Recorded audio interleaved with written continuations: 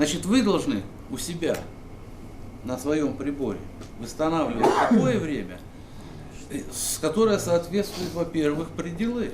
Что такое микшерный пульт, усилители, кабели, аранжировка, акустика? Азы своей профессии с самого нуля в этом зале постигают звукорежиссеры. Впрочем, сегодняшнее занятие посвящено не только теории, но и практике. Слушателям нужно уметь собрать и разбирать звуковое оборудование. Слышишь? Тогда омы не нужны, а вот этим сигналом будешь проверять.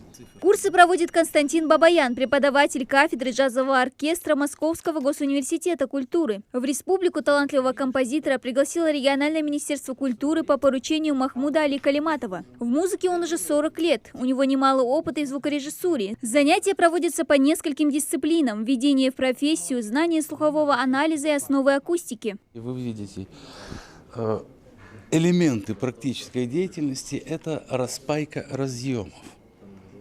В частности, разъемов, которые используются при коммутации звукового оборудования. Мы разобрали систему коммутации, коммутационные изделия, разъемы, кабели и так далее. Это то, с чего начинается родина, мягко говоря, звукорежиссерская. То, чем они соединяют оборудование. С практической частью, как оказалось, проблем ни у кого не возникло. Каждый здесь может собрать и разобрать звуковое оборудование. Но вот изложить весь процесс на профессиональном языке под силу не каждому. Для Руслана Аушева терминология была в новинку, хоть и работает в профессии 15 лет. Я думаю, что сегодня, вот, еще раз повторюсь, 4-й или какой урок всего. В конце месяца, наверное, мы очень хорошо разбогатеем, наверное, егоными знаниями, да, вот, как бы.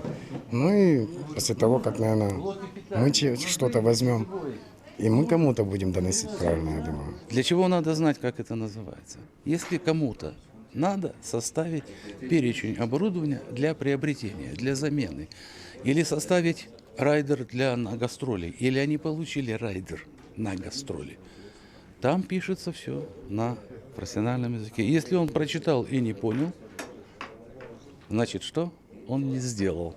Звукорежиссер производит запись, воспроизведение, обработку, микширование. Сама профессия очень востребована в киноиндустрии, концертной деятельности, театре, радио, мультимедийных приложениях и в производстве музыки. Последний пункт как раз относится к Адаму Зурабову. Парень начинающий музыкант. Дома пишет композиции, делает аранжировки. И надеется, что знания, полученные здесь, помогут улучшить его навыки. Узнал много нового и странного, интересного. Вот. Про пульты, про музыку в целом, про микрофоны, про аудиокарты, про технику музыкальную. Курсы проводятся с целью расширить грани своей профессии. Длиться они будут до конца апреля. Каждому участнику также будет выдан сертификат об их прохождении и учебник по звукорежиссуре. Дана Плиева, Акрамат Дасхоев, Новости 24.